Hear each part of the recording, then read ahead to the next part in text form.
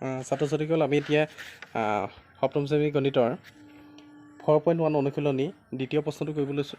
দ্বিতীয় প্ৰশ্নটোত আমাৰ আছে তলৰ উক্তিবোৰ তলৰ সমীকৰণবোৰ উক্তি আকাৰত প্ৰকাশ কৰা। তলৰ সমীকৰণবোৰ কি কৰিব লাগে?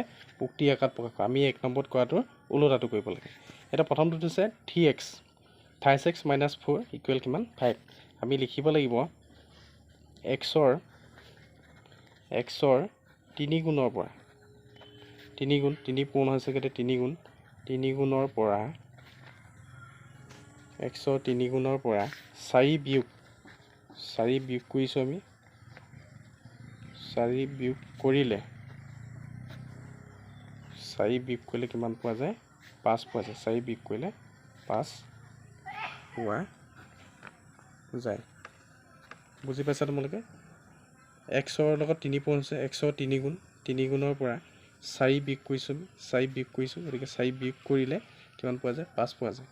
আমাৰ এইটো হৈ গ'ল, প্ৰথমটো হৈ গ'ল।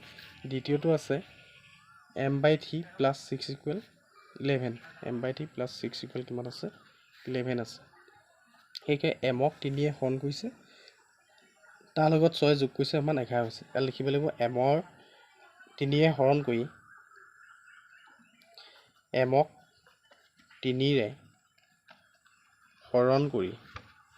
3ৰে হৰণ কৰি 6 যোগ কৰিলে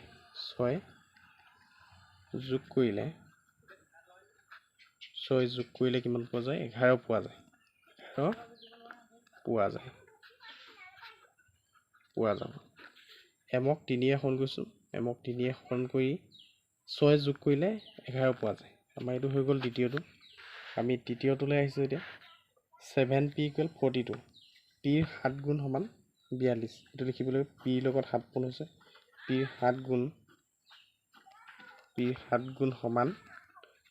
গুণ সমান কিমান? 42। pৰ 7 গুণ সমান 42। এইটো হৈ গ'ল আমাৰ উত্তৰটো। আমাৰ চতুৰ্থটো হৈছে y/6 = কিমান আছে? 2। y 6ৰে হৰণ কৰিলে কিমান হয়? 2 হয়। তেনেকৈ লিখিলে হয় y 6ৰে হৰণ কৰিলে 6ৰে হৰণ কৰিছোঁ আমি 6ৰে হৰণ কৰিলে 2 হয়। y 6ৰে হৰণ কৰিলে 2 হয়। এইটো হৈ গ'ল। আমি পঞ্চমটোলৈ আহিছোঁ 5n + 7 = 2। 5n + 7 = nৰ 5 গুণৰ লগত 7 যোগ কৰিলে 2 হয়। nৰ 5 গুণৰ লগত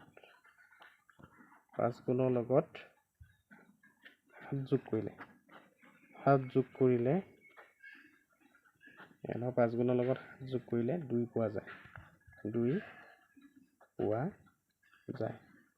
nৰ 7 গুণৰ n তাৰ লগত 5 পূৰণ হৈছে, nৰ 5 গুণৰ লগত 7 যোগ হৈছে গতিকে 7 যোগ কৰিছোঁ, 7 যোগ কৰিলে 2 পোৱা যায়।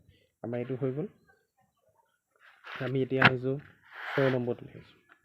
6 নম্বৰটো আছে q/2 - 1 = 4। q/2 - 1 = 4।